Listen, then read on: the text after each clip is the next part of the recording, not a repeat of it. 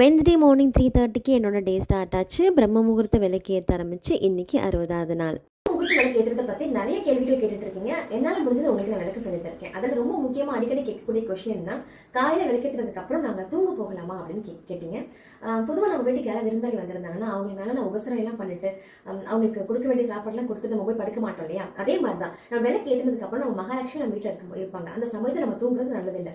ஆனால் ஒருத்தவங்க கேட்டிருந்தாங்க, நான் நைட் ஷிஃப்ட் முடிச்சுட்டு வீட்டுக்கு வரதுக்கு 3:30 ஆகும், 3:50க்கு நான் பூஜைலாம் முடிச்சுட்டு தூங்கலாமான்னு கேட்டிருந்தாங்க. அந்த மாதிரி ஒரு சிலருக்காக மட்டும் நீங்கள் விளக்கு ஏற்றிட்டு குறைந்தது ஒரு அரை மணி நேரமாவது விளக்கு எறியணும். காமாட்சி விளக்கு அப்படிங்கிறது நம்மளாம் குளிர வைக்கலாம். மற்ற இந்த பிரம்மமுகூர்த்த விளக்கு அப்படிங்கிறதுக்கு நீங்கள் அதுக்கு தேவையான எண்ணெய் மட்டும் நீங்கள் அதில் கொடுத்தீங்கன்னா அந்த எண்ணெய் வந்து ஒரு அரை மணி நேரம் எரிஞ்சிட்டு அதுவாக தானாக குளிர்ந்துடும். ஒரு குறைந்தது ஒரு அரை மணி நேரம் எரிஞ்சதுக்கப்புறம் நீங்கள் தூங்க போகலாம். அதுவும் இந்த மாதிரி நைட் ஷிஃப்ட் முடிச்சுட்டு வேலை பார்க்குறவங்களுக்கு மட்டும் எக்ஸ்க்ளூசிவாக. மற்றவங்க பொதுவாக ஒரு 8 மணிக்கு மேலே உங்களுடைய எல்லா வேலைகளையும் அன்றாட வேலைகளை முடிச்சுட்டு ஒரு 9 மணிக்கு தூங்குறது நல்லது.